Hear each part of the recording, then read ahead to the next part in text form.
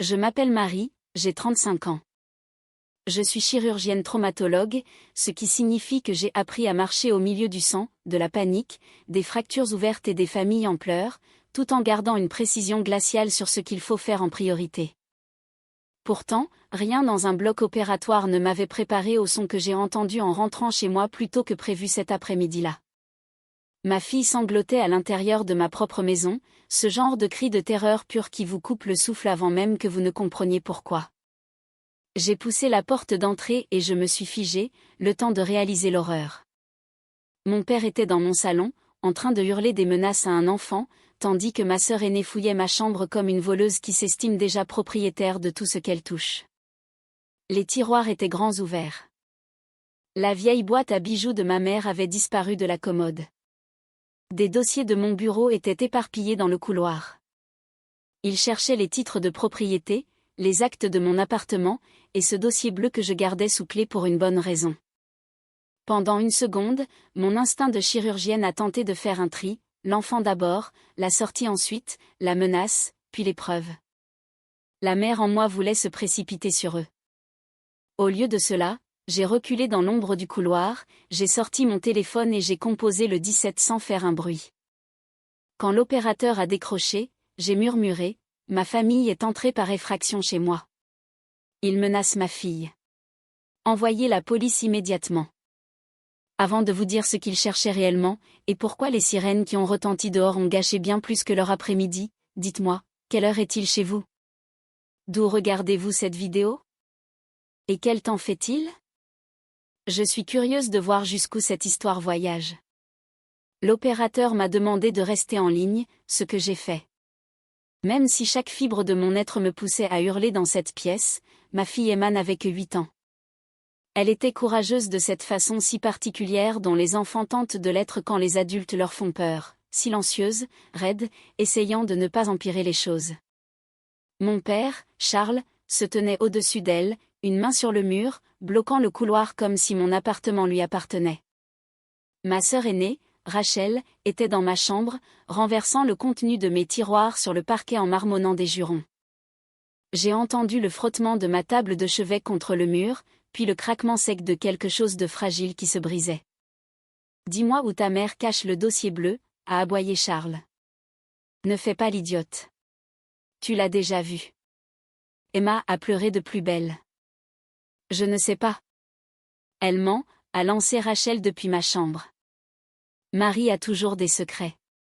Des bijoux, des contrats, des relevés bancaires. Elle se croit meilleure que nous. Ma main s'est crispée sur le téléphone. J'étais toujours cachée derrière l'angle du couloir, et l'opérateur pouvait assez bien entendre pour comprendre que je n'exagérais pas. Au bloc, la panique tue plus vite que la blessure. Je me suis forcée à respirer lentement. J'ai inspecté les mains de mon père. Pas d'armes. J'ai vérifié la distance d'Emma par rapport à lui. Trop proche. J'ai regardé le sac de Rachel sur mon lit, lourd, ouvert. Le collier de perles de ma mère était déjà à l'intérieur. Ce collier m'avait été légué par testament, avec une petite part dans un immeuble de rapport dans lequel elle avait discrètement investi des années avant sa mort. Charles avait toujours appelé cela « un bien de famille », bien que les documents officiels disent le contraire. Rachel avait toujours trouvé cela injuste, bien qu'elle ait reçu son propre héritage et l'ait englouti en 3 ans. Je les avais aidés plus souvent que je ne voulais l'admettre. J'avais payé la taxe foncière de Charles une fois quand il risquait de tout perdre. J'avais donné de l'argent à Rachel pour son avocat de divorce quand elle jurait me rembourser. J'avais couvert des factures médicales, des réparations de voitures, des prêts d'urgence qui n'étaient jamais des urgences une fois le virement reçu. J'avais même raté le spectacle de fin d'année d'Emma parce que Charles m'avait appelé en larmes, disant que la banque allait tout saisir, pour découvrir plus tard qu'il avait utilisé l'argent pour un voyage de chasse. Chaque fois, je me disais que l'amour supposait la patience. Chaque fois, ils apprenaient que ma culpabilité avait un prix. Mais je n'avais jamais signé mon appartement. Je n'avais jamais cédé mes parts. Je n'avais jamais donné accès au fonds que j'avais créé pour Emma. Et là, j'ai compris pourquoi ils avaient attendu que mon planning à l'hôpital indique que je serais absente jusqu'au soir. Ils n'étaient pas venus pour demander. Ils étaient venus pour coincer mon enfant, voler ce qu'ils pouvaient et me forcer à capituler pour le reste. Charles a baissé la voix, mais c'était pire. Écoute-moi, petite. Ta mère est égoïste. Si elle aimait cette famille, elle nous aiderait.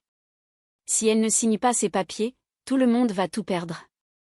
Emma a murmuré, s'il te plaît, ne crie pas. C'est à ce moment-là que quelque chose en moi s'est figé. Pas de calme, pas de paix, mais une précision chirurgicale.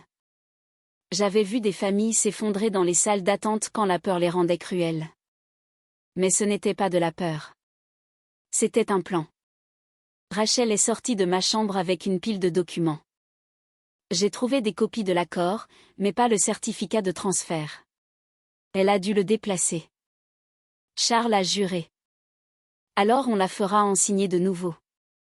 Rachel a ri, d'un rire amer. Tu penses qu'elle signera après ça? Elle le fera si elle veut que sa fille arrête d'avoir peur. La voix de l'opérateur est parvenue discrètement par mon téléphone, la police est en route. Êtes-vous en sécurité? J'ai murmuré, pas encore. Puis j'ai levé le téléphone juste assez pour continuer à enregistrer et je me suis approché de l'entrée du salon. Je pouvais voir toute la pièce maintenant, ma fille piégée près de la bibliothèque, mon père faisant les 100 pas comme un homme répétant une menace, ma sœur tenant des papiers qui représentaient des années de mon travail. Pour la première fois, je ne me suis pas demandé comment il pouvait me faire ça. Je me suis demandé quelle mère je serais si je les laissais faire subir ça à Emma. Quand je suis entrée dans le salon, Emma m'a vue en premier. Son visage a changé si vite que j'en ai eu le cœur brisé. L'espoir, la honte, la peur, le soulagement, tout cela a défilé dans ses yeux avant qu'elle ne tente de se lever. Charles s'est retourné. Marie, a-t-il aboyé comme si j'étais l'intruse. Rachel est apparue derrière lui avec le collier de ma mère dans une main et mon dossier de propriété dans l'autre. Pendant une seconde, personne n'a bougé. Puis j'ai dit, Emma, viens vers moi. Charles a bougé comme pour la bloquer, et j'ai levé mon téléphone. Ne fais pas ça. Il a regardé le téléphone, puis mon visage. Tu nous enregistres? Oui. Le visage de Rachel s'est crispé. Tu es folle. Tu enregistres ta propre famille? Non, ai-je dit.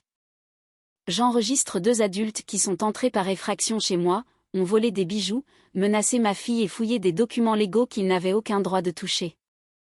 Charles a fait un pas vers moi. Fais attention à la façon dont tu parles à ton père. Cette phrase aurait pu fonctionner il y a 10 ans, peut-être même 5. À l'époque, je croyais encore que le respect signifiait l'obéissance.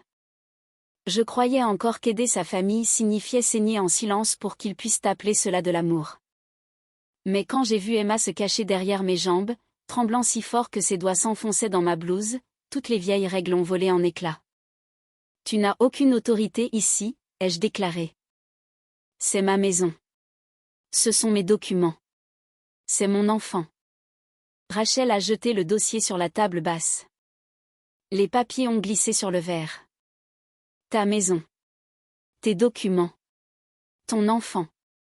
C'est toujours ça le problème avec toi. Tout est à toi. Parce que j'ai travaillé pour les obtenir. Charles a ri, mais son visage était devenu pâle autour de la bouche. Tu crois que parce que tu es médecin, tu es intouchable? Nous avons fait des sacrifices pour toi. Vous avez profité de ma culpabilité, ai-je répondu. Et j'ai payé jusqu'à ce que je comprenne enfin la différence entre aider et être traqué. Les yeux de Rachel ont vacillé. Elle ne s'attendait pas à ça. Charles non plus. Pendant des années, j'avais répondu à leurs insultes par des explications. J'avais défendu mon emploi du temps, mes économies, expliqué pourquoi je ne pouvais plus payer pour des urgences qui n'en finissaient jamais. Mais ce jour-là, debout entre ma fille et les gens qui m'avaient appris à craindre de les décevoir, je n'ai ressenti aucun besoin de justifier ma vie. J'ai regardé le dossier sur la table et j'ai vu exactement ce qu'ils avaient trouvé, des relevés d'appartement, des papiers d'assurance, d'anciens avis d'imposition et un formulaire de transfert vierge que j'avais gardé uniquement parce que mon avocat m'avait dit de ne jamais jeter ce qui touchait à la succession. Mais il manquait quelque chose, mon double des clés. Celui qui était caché dans le tiroir de la cuisine avait disparu. « Comment êtes-vous entré ?» ai-je demandé. Charles a croisé les bras. « Ne commence pas.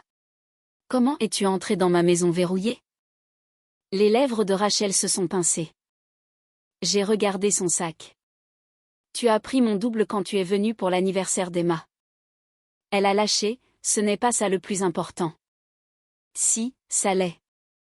Charles a frappé la table basse si fort qu'Emma a sursauté. Mon bras l'a immédiatement entouré. « Signe les papiers », a-t-il grondé. Le créancier de Rachel a besoin d'une garantie, et mes terres sont déjà engagées. Si tu transfères tes parts d'appartement temporairement, on peut tout arranger. Temporairement, ai-je répété. C'est comme ça que tu appelles falsifier ma signature ? Ses yeux se sont plissés. Rachel a dit trop rapidement, personne n'a rien falsifié. J'ai tourné mon téléphone pour qu'il puisse voir le chrono de l'appel actif. La police arrive. Pour la première fois, un silence pesant est tombé sur la pièce. Dehors, faible mais grandissante, des sirènes ont commencé à percer l'air calme de la banlieue. Le visage de Charles est passé de la rage au calcul. « Marie, écoute-moi. Dis-leur que c'était un malentendu. Dis-leur que tu as surréagi. » Rachel s'est approchée, soudainement plus douce, soudainement désespérée. « S'il te plaît, tu ne comprends pas ce que ça va nous faire. » J'ai failli demander ce que terrifier une enfant allait faire à Emma, mais je savais déjà qu'ils s'en moqueraient tant que les conséquences ne frapperaient pas à leur propre porte. « Vous pensez encore que le problème, c'est ce qui va vous arriver ?» ai-je demandé. Charles a baissé la voix. « Tu fais une erreur que tu ne pourras pas effacer. » J'ai regardé ma fille, puis le sac de ma sœur, puis mon père au milieu de la maison que j'avais construite après des années de double shift et de deuil. « Non, ai-je dit. Pour une fois, je vais dire la vérité. » La sirène s'est arrêtée si près que les vitres ont tremblé. Charles a bougé en premier, non pas vers la porte, mais vers moi. Il a tendu la main vers mon poignet, et j'ai reculé juste au moment où la porte d'entrée s'ouvrait derrière lui. 2 policiers sont entrés avec cette autorité calme qui fait que les coupables se souviennent soudainement de leurs bonnes manières. « Police », a lancé l'un d'eux.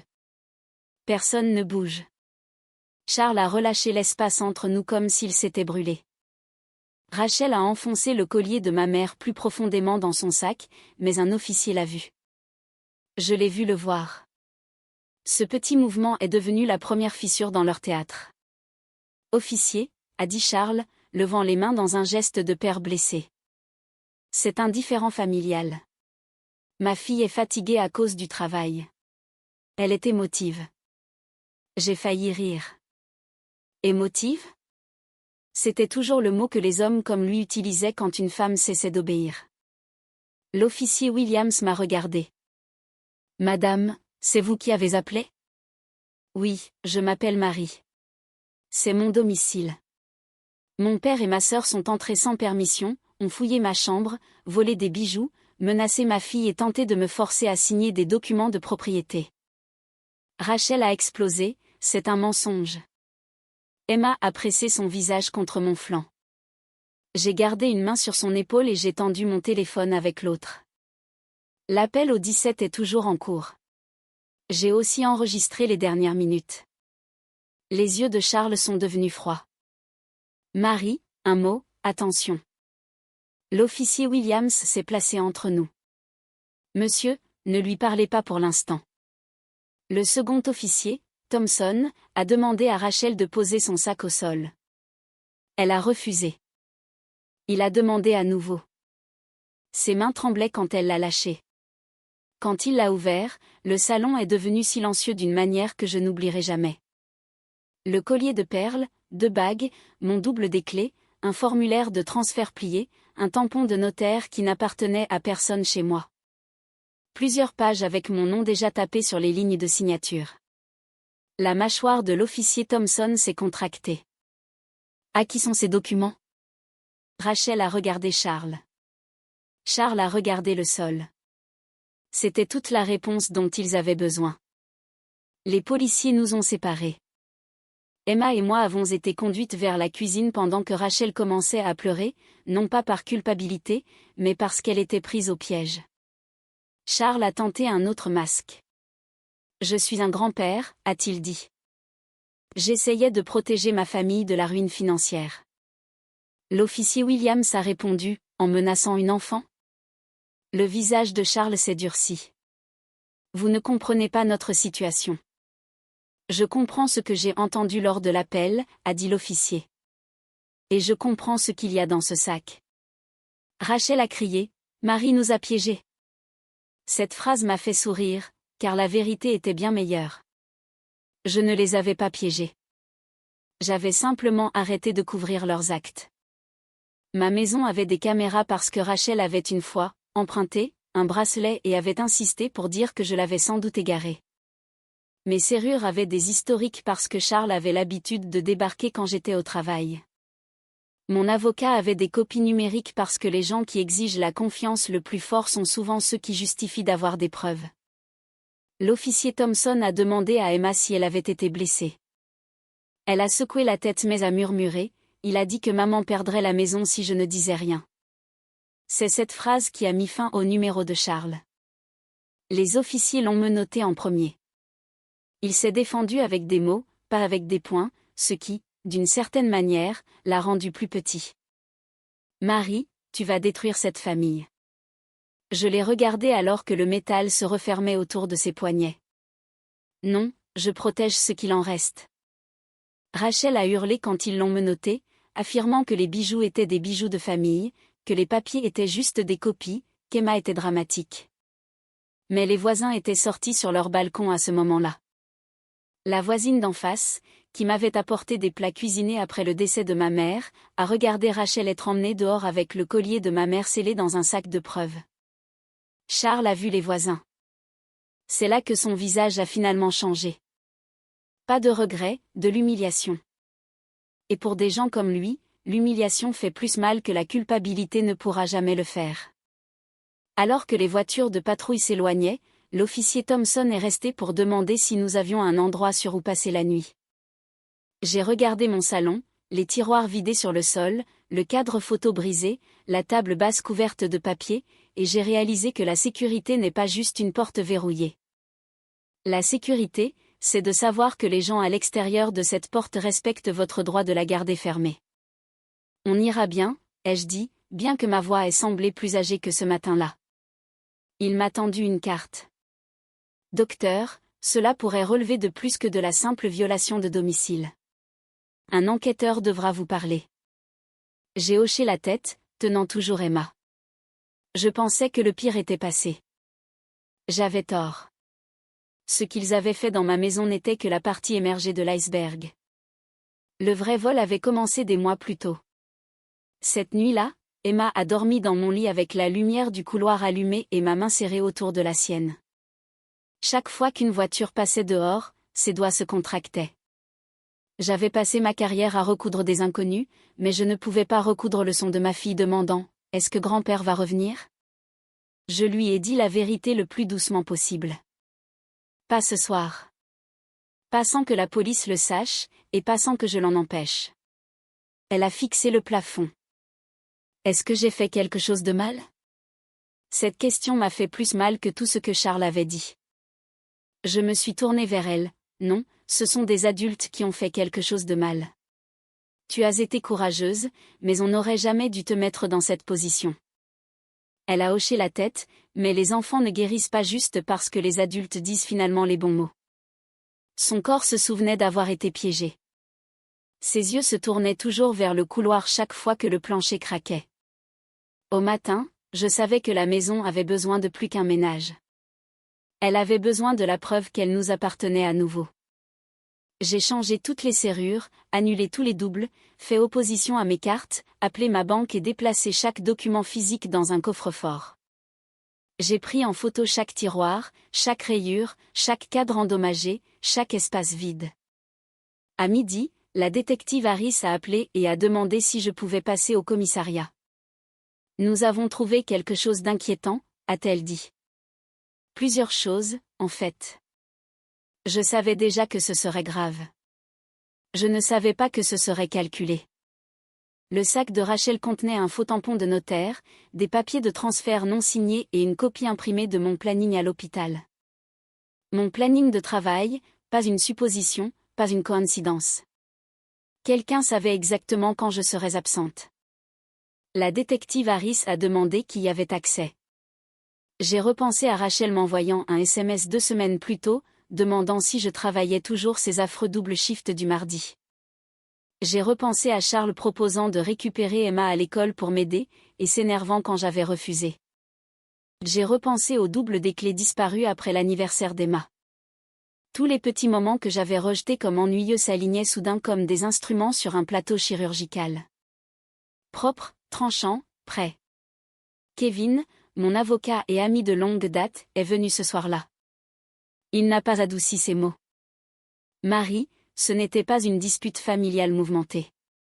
Ça ressemble à une tentative de fraude, un cambriolage, de la coercition, du vol et possiblement une usurpation d'identité. Je suis restée très immobile. Ils ont dit que Rachel avait besoin d'une garantie. Kevin a hoché la tête. C'est peut-être le motif, mais il y a plus. Tes parts dans l'appartement valent beaucoup plus que lorsque ta mère te les a léguées. Je savais que l'immeuble avait pris de la valeur. Je ne savais pas à quel point. Kevin a glissé une évaluation imprimée sur la table. Le chiffre m'a glacé. 7 chiffres. Pas du liquide dans ma poche, mais assez d'équité pour rendre des gens désespérés très dangereux. Il ne cherchait pas des bijoux. Les bijoux étaient un bonus, a dit Kevin. Il cherchait le contrôle. Plus tard cette semaine-là, Rachel a lancé sa seconde attaque. Pas dans ma maison cette fois. En ligne. Elle a posté un long message sur le fait d'être trahie par une sœur égoïste et sur la cupidité qui détruit une famille. Elle a écrit sur les dettes, les sacrifices, et comment certaines personnes oublient qui les a élevées quand elles commencent à gagner un salaire de médecin. Elle n'a jamais mentionné Emma. Jamais mentionné le faux tampon de notaire. Jamais mentionné son arrestation avec le collier de ma mère dans son sac. Charles a appelé des proches depuis sa garde à vue pour dire que j'avais envoyé la police après lui parce que je détestais qu'on me demande de l'aide. Mon téléphone s'est rempli de messages. Certains étaient cruels, d'autres prudents, d'autres demandaient ce qui s'était réellement passé. Pour une fois, je ne me suis pas défendue avec des pavés. J'ai envoyé un seul message sur le groupe familial, je ne discuterai pas d'une affaire pénale en cours. Pour ceux qui répètent de fausses accusations, mon avocat répondra. Une enfant a été menacée chez moi. Des preuves ont été récupérées par la police. C'est tout. Puis je n'ai rien ajouté. Aucun enregistrement, aucune photo, aucun discours émotionnel. Le silence a fait plus de dégâts que n'importe quelle plaidoirie. Les gens ont commencé à appeler le greffe du tribunal. Ils ont commencé à vérifier les registres des arrestations. Les gens ont commencé à réaliser que l'histoire de Rachel avait des trous assez grands pour y faire passer un camion. En 48 heures, un cousin s'est excusé. Puis une tante. Puis un voisin qui avait entendu la version de Charles au magasin de bricolage a frappé à ma porte avec un plat cuisiné et les yeux rouges. Rachel a supprimé son post, mais les captures d'écran vivent plus longtemps que les mensonges. Kevin a tout sauvegardé. C'est là que la vengeance a cessé d'être émotionnelle pour devenir légale. Charles et Rachel avaient passé des années à compter sur ma culpabilité. Maintenant, ils allaient rencontrer ma documentation. Et le truc avec la documentation, c'est simple, elle ne pleure pas.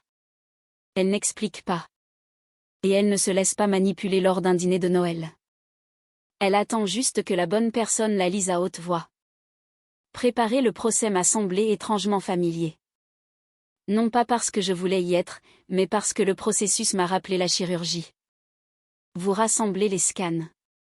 Vous étudiez les dégâts. Vous identifiez ce qui peut être réparé et ce qui doit être retiré avant que cela n'empoisonne le corps. Kevin a construit notre dossier de la même manière que je construisais un protocole de traumatisme. D'abord, la plaie d'entrée, l'effraction. Deuxièmement, l'hémorragie interne, les menaces contre Emma. Troisièmement, les dommages cachés, les documents falsifiés, le faux tampon, le planning de l'hôpital, la clé volée, le motif financier. Puis vint la partie qui a tout changé. La détective Harris a obtenu les messages entre Charles et Rachel. J'ai été autorisée à en lire une partie avant l'audience, mais c'était suffisant pour que mes mains s'engourdissent. Rachel avait écrit, « Si Marie voit papa contrarié, elle dira juste non. Mais si Emma a peur, Marie craquera. » Charles avait répondu, « Ne fais pas de mal à la gamine. Fais juste comprendre à Marie que c'est elle qui a causé ça. » J'ai lu cette ligne 3 fois. Ne fais pas de mal à la gamine. Comme si la terreur n'était pas un mal. Comme si faire croire à une enfant de 8 ans que sa maison pouvait lui être enlevée était simplement de la stratégie. Kevin observait mon visage attentivement. Marie, c'est pour ça qu'on ne règle pas ça discrètement. J'ai murmuré, je n'en avais pas l'intention. La vie de Rachel a commencé à s'effondrer avant même que l'audience ne commence. Elle travaillait à temps partiel pour une agence immobilière et essayait d'obtenir sa licence d'agent. Une fois que son employeur a appris qu'elle avait été arrêtée avec des faux documents de transfert de propriété et une clé volée, elle a été licenciée. Les amis de l'église de Charles ont cessé de répéter sa version quand le journal local a publié le résumé de l'arrestation. L'homme qui avait passé des années à me traiter d'ingrate ne pouvait soudain plus entrer dans son bistrot préféré sans que les gens ne baissent la voix. Je ne m'en suis pas réjoui. Mais je ne l'ai pas sauvé de cela non plus. C'était la différence. L'ancienne Marie aurait appelé quelqu'un, expliqué, adouci l'histoire, protégé son orgueil parce que c'est quand même ton père. La nouvelle Marie regardait Emma dormir à nouveau avec une veilleuse et comprenait que protéger la réputation d'un homme adulte avait coûté à mon enfant son sentiment de sécurité. Alors j'ai laissé la vérité faire ce que la vérité fait quand on arrête de l'enterrer. Avant l'audience préliminaire, Rachel a tenté une dernière fois de me joindre. J'ai répondu parce que Kevin était assis à côté de moi et enregistrait avec permission. Elle ne s'est pas excusée. Elle a pleuré, mais chaque larme avait un crochet. Marie, s'il te plaît. Si ça continue, je perds tout. J'ai dit, tu aurais dû y penser avant de fouiller ma chambre. J'étais désespérée. Tu as terrifié ma fille. C'est papa qui criait, et toi tu volais. Silence. Puis la vraie Rachel a refait surface, maman aurait honte de toi. J'ai regardé la photo de ma mère sur la cheminée, celle que Rachel avait renversée en cherchant dans ma chambre. Non, ai-je dit. Maman était celle qui m'a appris à garder mes reçus. Kevin a failli sourire. Rachel a raccroché. Cet appel est devenu la preuve d'un contact après qu'une interdiction a été prononcée pour harcèlement. Pendant ce temps, Emma a commencé à voir un pédopsychiatre. J'ai demandé si le procès la traumatiserait davantage. Le thérapeute a recommandé une audition enregistrée pour éviter qu'elle ne doive affronter Charles et Rachel directement. Le procureur a accepté. Emma s'est assise dans une salle douce avec une enquêtrice formée et un renard en peluche sur les genoux. J'ai regardé depuis une autre pièce, le cœur brisé en silence alors qu'elle décrivait Charles bloquant le couloir et Rachel lui disant « Ta maman ruine tout le monde ». Elle n'a pas exagéré, les enfants en ont rarement besoin. La vérité sonnait si petite dans sa voix, ce qui la rendait insupportable. Le procureur m'a dit plus tard que l'audition d'Emma compterait, car elle montrait l'impact émotionnel sans faire du tribunal un autre endroit où les adultes l'encerclaient. Je l'ai remercié, puis je suis rentrée chez moi et je me suis assise dans la chambre d'Emma pendant qu'elle dormait, réalisant que la justice ne concernait pas seulement la punition. Il s'agissait aussi de refuser de laisser un enfant porter la honte des adultes. La veille du procès, j'ai trouvé Emma à la table de la cuisine en train de dessiner notre maison. Elle a dessiné la porte d'entrée, les arbres, la fenêtre de ma chambre et 2 voitures de police dehors. Mais elle m'a aussi dessiné, debout entre elle et tous les autres. « C'est moi ?» ai-je demandé. Elle a hoché la tête. « Tu avais peur aussi, mais tu es restée. » Je me suis assise à côté d'elle, être courageuse, ça ne veut pas dire ne pas avoir peur. Elle a levé les yeux, est-ce que la famille, ça veut dire qu'il faut pardonner ? J'ai répondu prudemment parce que je savais qu'elle s'en souviendrait. Le pardon est personnel. La sécurité n'est pas optionnelle. Tu peux pardonner à quelqu'un un jour et ne jamais le laisser repasser ta porte. C'est devenu la sentence que j'ai emportée au tribunal. Pas de la colère, pas de la vengeance pour le principe. De la sécurité, des limites, des conséquences. Mais ne vous y trompez pas, les conséquences peuvent ressembler à de la vengeance quand les gens ont passé des années à croire qu'ils étaient immunisés. Et Charles et Rachel avaient cru qu'ils étaient immunisés parce que je les avais rendus tels. J'avais pardonné trop vite, payé trop silencieusement, expliqué trop gentiment, et les avais protégés des résultats de leur propre choix. Le tribunal fut le premier endroit où mon amour pour ma famille ne pourrait plus être utilisé comme preuve contre moi. La salle d'audience était plus petite que ce que j'espérais et plus froide que ce que je voulais. Charles était assis à côté de son avocat commis d'office, portant la même veste grise qu'il mettait aux enterrements, comme si c'était une nouvelle tragédie qui lui arrivait plutôt qu'une conséquence qu'il avait créée. Rachel était assise 2 sièges plus loin, les yeux rouges, les cheveux parfaits, le visage arrangé en innocence blessée. Quand elle m'a vue, elle a baissé les yeux. Cela seul m'a dit qu'elle avait peur. Pas de moi, mais de ce que je pouvais prouver. Le procureur a commencé par l'appel au 17. Mon murmure a rempli la salle, ma famille est entrée par effraction, il menace ma fille. Puis est venue la voix de Charles, aiguë et laide, exigeant le dossier bleu. Rachel fixait la table. Charles a fermé les yeux. Ensuite, la vidéo de la caméra de mon couloir, assez claire pour montrer Rachel entrant dans ma chambre avec des gants qu'elle a prétendu plus tard être pour le ménage. Puis les photos, mes tiroirs vidés, les bijoux dans le sac de Rachel, le faux tampon de notaire, les formulaires de transfert, mon planning d'hôpital. Quand la détective Harris a lu le SMS, si Emma a peur, Marie craquera, la salle est devenue complètement immobile. Je n'ai pas regardé Rachel, j'ai regardé la juge. Je voulais qu'elle comprenne que ce n'était pas un différend familial. C'était une enfant utilisée comme levier. Quand ce fut mon tour de témoigner, j'ai gardé une voix stable. J'ai parlé comme une mère, mais aussi comme une chirurgienne faisant un rapport. Ce que j'ai vu, ce que j'ai entendu, ce que j'ai fait, pourquoi je l'ai fait. L'avocat de Charles a tenté de suggérer que j'avais mal compris à cause de l'épuisement après un long shift. Je me suis tournée vers lui, j'ai travaillé des shifts de 20 heures et je sais toujours faire la différence entre une visite familiale et un cambriolage. Quelques personnes dans la salle ont remué. L'avocat est passé à autre chose. Rachel a pleuré pendant sa déclaration. Elle a dit qu'elle était dépassée, effrayée par les dettes, manipulée par Charles, et qu'elle n'avait jamais eu l'intention de blesser Emma. Charles a blâmé la pression familiale, le désespoir financier et le refus de Marie de communiquer. Aucun des deux n'a dit « Nous avions tort de terrifier une enfant ». Aucun des deux n'a dit « Nous avions tort de voler ». Aucun des deux n'a dit « Nous avions tort de croire que la vie de Marie nous appartenait ». Cette absence a pesé lourd. La juge l'a remarqué. Le procureur a demandé des restrictions sérieuses, des réparations et l'absence de tout contact.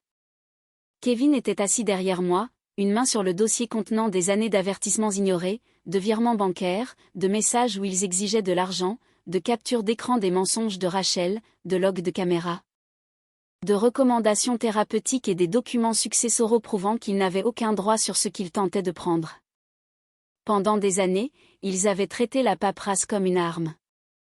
Maintenant, la paperasse était devenue le mur qu'ils ne pouvaient pas escalader. Quand la juge a parlé, sa voix était calme, mais chaque mot a porté.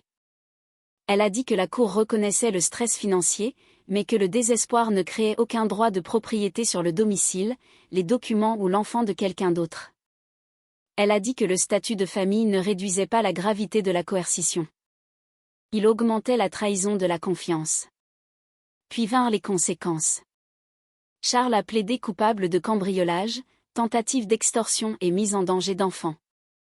Il a reçu 18 mois de prison, suivi d'une mise à l'épreuve, d'un suivi psychologique obligatoire, de réparation et d'une ordonnance de non-contact de 5 ans protégeant Emma et moi. Rachel a plaidé coupable de cambriolage, vol, tentative de fraude et violation des restrictions. Elle a reçu une peine mixte, de la prison, un placement sous surveillance électronique, une mise à l'épreuve, des réparations et une mention définitive sur son casier qui ruinait ses espoirs dans l'immobilier. Les faux formulaires ont été annulés. mes parts d'appartements ont été placées sous une protection légale accrue.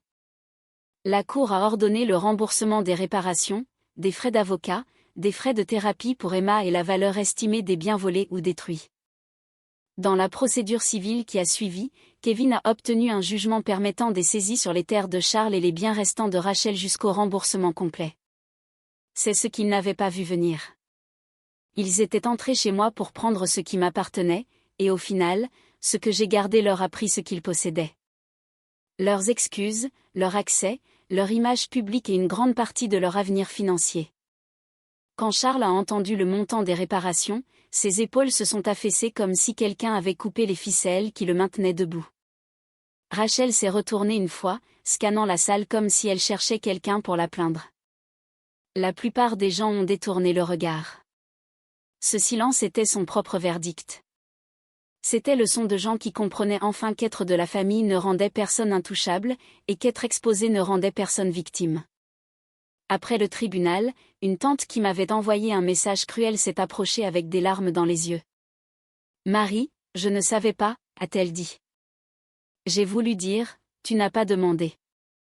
Au lieu de ça, j'ai dit, maintenant, tu sais. Emma et moi sommes sortis sous un soleil froid. Elle tenait ma main, mais elle ne s'est pas cachée derrière moi cette fois. Est-ce qu'ils peuvent revenir chez nous, a-t-elle demandé. Non, ai-je dit. Pas légalement, pas en sécurité, pas tant que je suis en vie. Elle a réfléchi, est-ce qu'on est toujours une famille? Je l'ai regardé sur les marches du tribunal, le ciel s'étendant largement au-dessus de la France, et j'ai réalisé que la réponse était plus simple que ce que la douleur avait laissé paraître. Oui, ai-je dit. Toi et moi, et les gens qui nous aiment sans essayer de nous posséder. Dans les mois qui ont suivi, notre maison est redevenue calme. Mais pas l'ancien type de calme. Pas le calme où j'avalais ma colère pour garder la paix. C'était un calme plus fort. Serrure changée, caméra mise à jour, papier protégé, rendez-vous de thérapie tenu, limites imposées. J'ai remplacé le cadre brisé dans ma chambre. Mais je n'ai pas remplacé l'illusion qu'on pouvait faire confiance à Charles et Rachel. J'ai emmené Emma à l'école, je suis retournée au bloc opératoire, j'ai cuisiné des dîners simples et j'ai laissé nos vies redevenir ordinaires. L'ordinaire ressemble à une victoire. Certains proches se sont excusés, d'autres ont disparu. Rachel a envoyé une lettre via son avocat, pas pour s'excuser, mais pour demander si je pouvais réduire les réparations parce que recommencer à zéro est dur. Kevin a répondu par une phrase, le docteur Marie décline. Charles ne s'est jamais excusé. J'ai arrêté d'attendre. C'était une autre forme de liberté. Je n'ai pas appris à Emma que la vengeance signifie la cruauté. Je lui ai appris que les conséquences sont ce qui arrive quand la vérité a enfin des témoins. Charles et Rachel ont regretté ce qu'ils ont fait, non pas parce que j'ai crié plus fort. Ils l'ont regretté parce que j'ai arrêté d'être la personne qui nettoyait leurs dégâts. J'ai arrêté de confondre le sang avec la permission. J'ai arrêté d'offrir la sécurité de ma fille comme prix de la loyauté familiale. Et si vous étiez à ma place, debout dans votre salon pendant que les gens qui vous ont élevé utilisent votre enfant comme levier, que choisiriez-vous? Le sang ou la paix? Merci d'être resté jusqu'à ce moment final. Tous les événements et personnages sont fictifs et créés uniquement pour le divertissement et l'éducation. Nous espérons que cela vous rappelle que le pardon ne signifie pas toujours donner une seconde chance, et que la guérison ne nécessite pas de retourner vers les mêmes personnes qui ont causé la blessure.